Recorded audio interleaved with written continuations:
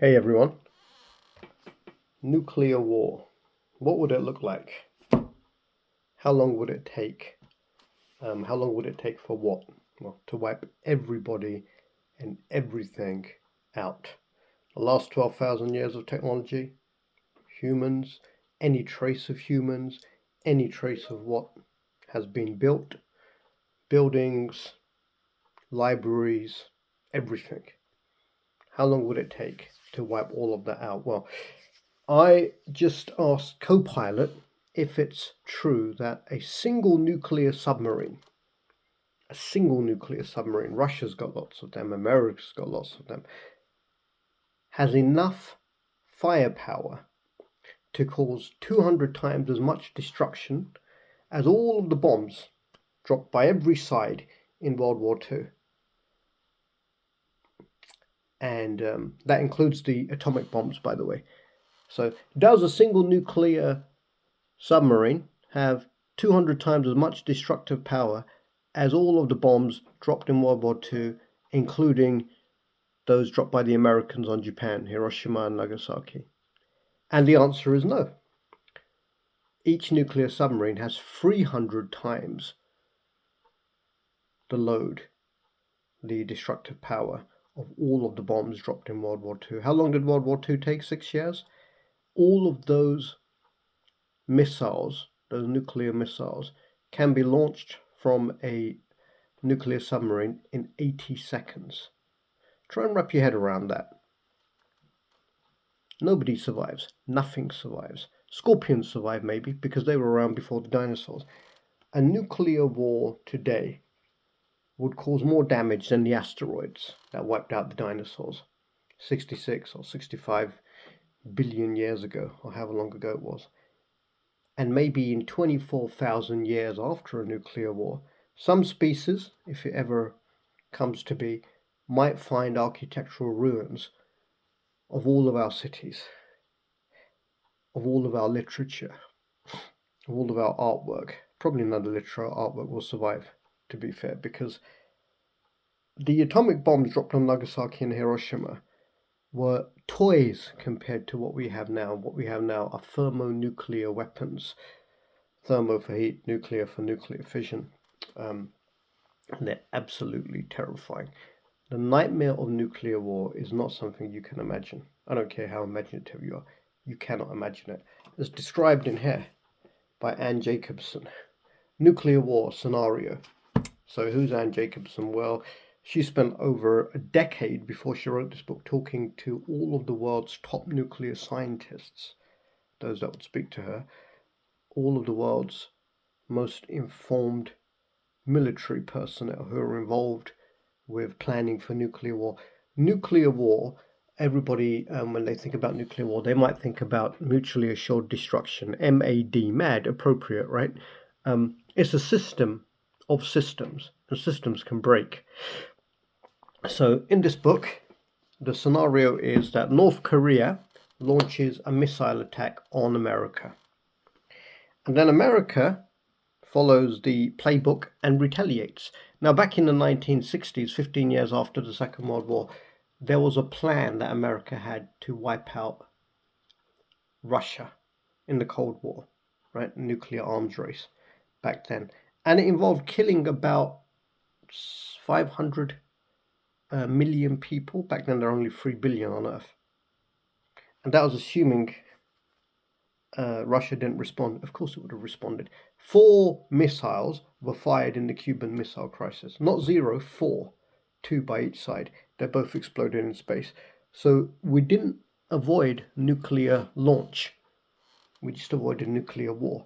There have been so many close calls. There have been Russians who have prevented nuclear war by disregarding signals to launch. Yeah. What kind of nuclear weapons are there apart from the nuclear submarines, which are handmaidens of the apocalypse? They're the worst. And remember, they can do 300 times more damage than was done by bombs in World War II in 80 seconds. 80 fucking seconds. And if the bombs don't kill you, well, then you're unfortunate. Nikita Khrushchev once said, "The dead will envy the survivors will envy the dead. Damn right, because if you survive a nuclear war, there's not much worth surviving for. Everybody knows about nuclear winter, which was, of course, rubbished by the American military. Oh, no such thing exists. And these are the same people who said, oh, radiation poisoning's a very pleasant way to die. Ah, it's horrifying. Your insides will turn to soup, your digestive lining will dissolve, you die from the inside out. The blasts, if you're within about 9 miles of a standard nuclear blast, let's say, you're lucky. Because guess what? You'll get cremated instantly. If you're a bit further out than that, then if you're standing outside, you'll probably get stuck to the ground because the ground will start melting. And then you'll just slowly catch fire and die, burned to death. Oh, and if you survive that, but you happen to be looking at the blast, then maybe the winds that will be several hundred miles an hour will slam you into a rock and kill you. Or they'll probably rip your limbs and your skin off. And if you survive that, then with all the dead jumping into the rivers and the massive fireballs that will basically sweep across 100 square miles each, at least, probably more, they might kill you. And if they don't kill you, then the swarms of insects that start feeding on the dead bodies, because there will be a change in the ecosystem such that humans can't really survive anyway. There'll be plagues, there'll be insects. It sounds like a description of hell, doesn't it? Everything will be on fire for months or years, and then comes the nuclear winter because something like it's 300 million or 300 trillion pounds of soot will be thrown up. And then when that clears, maybe 12 years later, there'll be no ozone layer, so the sun will just destroy you. It's pretty fucked up. Oh, and then there won't be any electricity. So there'll be massive floods as dams burst. Cars will crash, planes will fall out of the sky. And this shit could all really happen because we have so many nuclear weapons. Why the hell do we have nuclear weapons? Another book I read talked about the interview. It was Moral Ambition by Rutger Bregman. The scientists who developed things like the nuclear bomb, they knew it would be bad, and the same goes for AI. But the thought of discovery is so sweet, they say. It's irresistible. And then where does that leave mankind? Who would be stupid enough to launch a nuclear weapon? Well, in this book, they say it's the Korean leader. He bombs America. America retaliates by bombing Korea, but those missiles have to travel over Russia, so Russia thinks they're being bombed. So Russia responds. All of the North is wiped out. London is wiped out because they're enemies of Russia. All of America is wiped out. There's nowhere on Earth to live apart from South Asia. And, they're going to suffer from the nuclear winter too. The nuclear winter is when the sun gets blocked out and everything is freezing and no plant life can grow. So there's nothing for herbivores, if any of them survive, to eat. There's nothing for carnivores to eat. There's disease everywhere, plagues. Remember the Megadeth song? I can't remember which one it is now. You probably don't. You're probably wondering why a guy who reviews books is even talking about Megadeth. Einstein said we'll use rocks on the other side. What? That's a line from a Megadeth song. Great song. Einstein said that all he knows about the Third World War is that it will lead to the Fourth World War being fought with sticks and stones, as in the Stone Age. It's horrifying, guys. And girls, sorry, I refer to everyone as guys.